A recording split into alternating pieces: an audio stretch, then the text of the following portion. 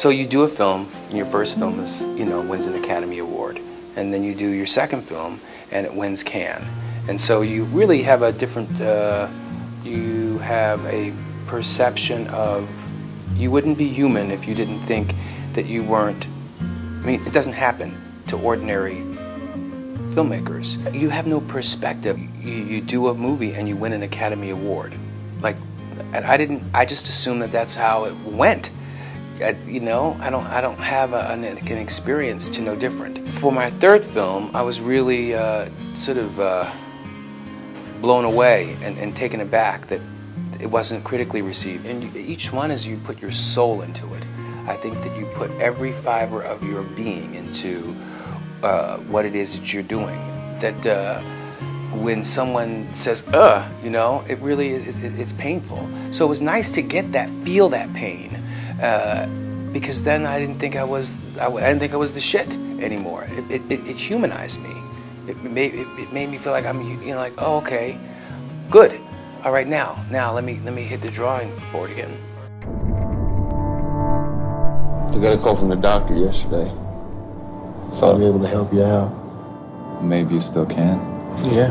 How? Take me back to Tennessee. To find Dad. I have a vision before I begin any film. I know what I want. I know who it is I want. I know the energy I want. Of course, actors, cinematographers, costume, hair, all that stuff, just sort of frosting on the cake. But I have a clear vision for beginning, middle, end. And then so when I find someone that has a sense of style, cinematically, that can execute it, and that understands the story, and that can enhance what it is that, or tone down what it is that I, in my head, think. What drew me to Tennessee was that it was a very different story for me. It wasn't like Monsters Ball, where kids getting run over by a car, and Woodsman. It wasn't as dark as the rest of the types of film that I had done. It was a different. It was simple. The story was simple, and it was about a white family. Just so it was like it was a white family, and it was something that I'm not white. So it was nice to sort of delve into a family that and find out that they have the same problems that we have in a non-different way. What's wrong with him? He's sick. You're just a drunk. Why don't you just hit me? Hit me!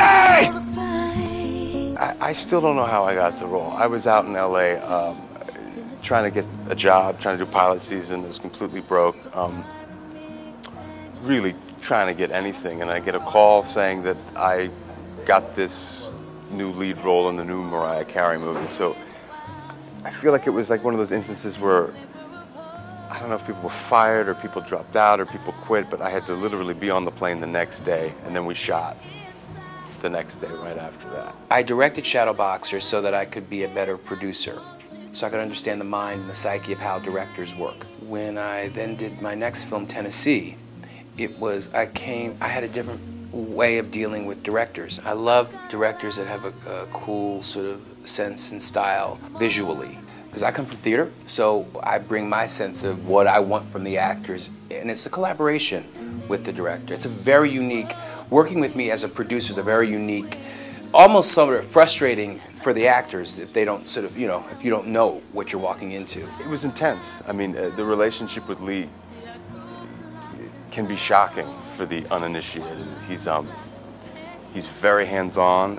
He's very focused. He's rabid about making a scene work, and I really appreciated that, because a lot of times in like television, or a lot of times in this, the community, you kind of get yes to death, over-complimented, sort of almost massaged into these sort of kind of lukewarm performances, and Lee was like, he was everything. He was like an actor's worst nightmare, because he will tell you exactly what he thinks about what you did. He will highlight your bad habits, but at the same time, when you impress him or you do something he likes, you just trust that.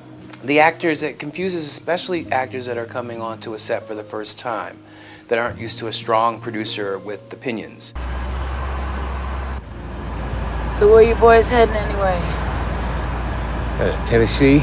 Mariah didn't, you know, I didn't really grow up listening to her music. We were listening to like Nirvana, Pearl Jam. I was nervous. You can't get bigger than her. But when I showed up, I guess I was worried about being steamrolled by a mega personality, and that never really happened. Remember the first night we all met in Lee's apartment. We had like, I don't know what they had, like pizza or something like that, and she sort of floated in like a jogging suit. Just really low key, very chill, and she was committed to the work.